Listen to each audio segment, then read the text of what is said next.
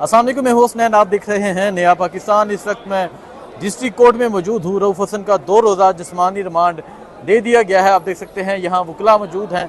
इसके अलावा पाकिस्तान तहरीक इंसाफ की समाविया ताहिर मौजूद हैं। इनसे बात करते हैं, पूछते हैं क्या कहना चाहेंगे। मैडम, तो ये उनकी बहुत बड़ी गलतफहमी है। उनको ये पता होना चाहिए कि पाकिस्तान तहरीक इंसाफ कोई गली मोहल्ले की जमात नहीं है। पाकिस्तान तहरीक इंसाफ पाकिस्तान की सबसे बड़ी जमात है, जिसकी दुनिया में एक पहचान है।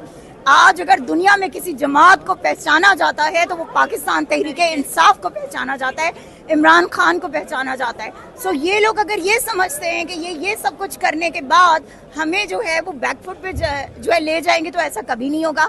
हम आज भी उसी तरह चट्टान की तरह इमरान खान के साथ खड़े हैं कि जैसे पहले खड़े थे। दूसरी बात, जो बयानिया ये बनाने की कोशिश कर रहे हैं, जो प्रोपेगेंडा ये पाकिस्तान तहरीक इंसाफ के खिलाफ बनाने की कोशिश कर रहे हैं, यकीन कीजिए उसमें नाकाम हो चुके हैं।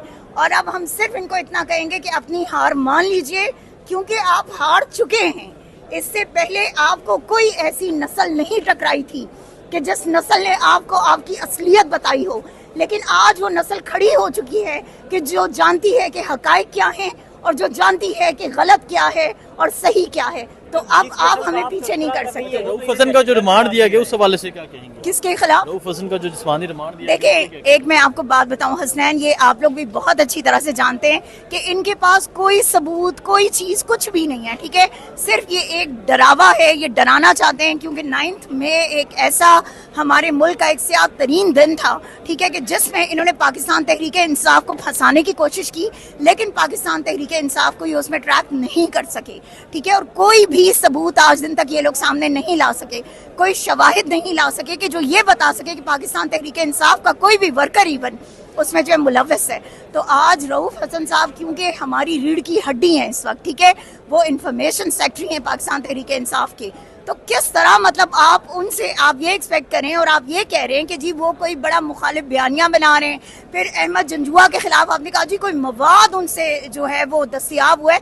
मतलब कितने शर्म की बात है कि हम अपने जो शहरी हैं, जो पाकिस्तानी हैं, जो इस मुल्क का हिस्सा हैं, हम उनको आज़ादी से जीने का हक भी उनसे छीन रहे हैं।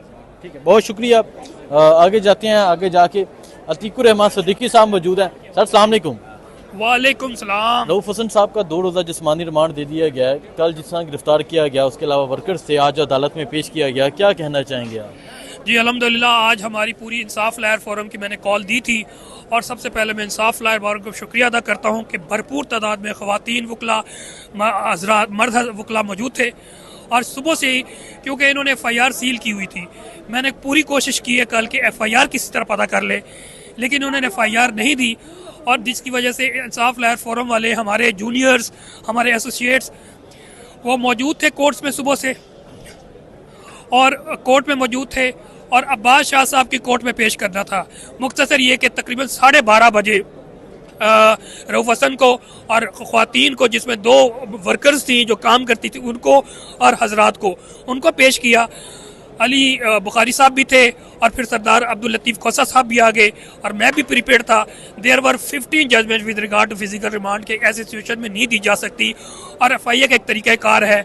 मुख्तसर ये है कि अब्दुल लतीफ़ खोसा साहब ने बैकग्राउंड बताया, और जो 22, 24, 25 महीनों में पाकिस्तान के साथ हो रहा है वो बताया, और इनको बताया कि माला फिडीज थी और अल्टीरियर मोटिव्स के मुताबिक इन्होंने रेड किया, जिसमें सेंट्रल ऑफिस थे। इन्होंने क्या किया? इन्होंने जनाब रेड किया, कोई वारंट नहीं था। इसके अलावा इंक्वायरी जो FIA की है, एक FIA एक्ट 1974, इसके अलावा एक है FIA inquiry and investigation rules 2002, उसके मुताबिक सबसे पहले जो है सेक्शन 60 CRPC के तहत आपको नोटिस करना पड़ता है, और जब इंक्रीमेटिंग मटीरियल किसी एक्यूज या एक्यूज के अगेंस्ट आता है तो फिर उनको शो कास्ट किया जाता है, और फिर that inquiry is turn into investigation. मुख्तसर in violation of those laws इन्होंने रेड किया। रेड आपने अपने नेकेड आई से, नेकेड कैमरा से देखा कि रेड गैर कानूनी था, विदाउट वारंट था, और फिर वहां जाके क्या किया, ये इंपॉर्टेंट है।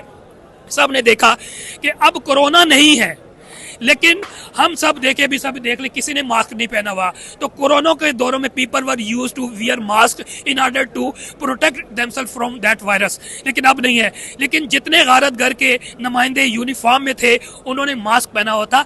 दे वर हाइडिंग देयर फेस। और चेहरे कौन छुपाते हैं? डाकू होते हैं, लुटेरे होते हैं। तो पुलिस के मैं कहता हूँ लिबास में वो डाकू थे जिन्होंने लिबादा पहना हुआ था, मास्क पहना हुआ था ताकि उनको नजर ना आए। फिर उन्होंने एक और इलीगैलिटी क्या की, सबको मालूम है इस वक्त आईटी का दौर है और आईटी के दौर में एक होता है सीपीयू, एक होता है कीबोर्ड, एक होता है एलसीडी।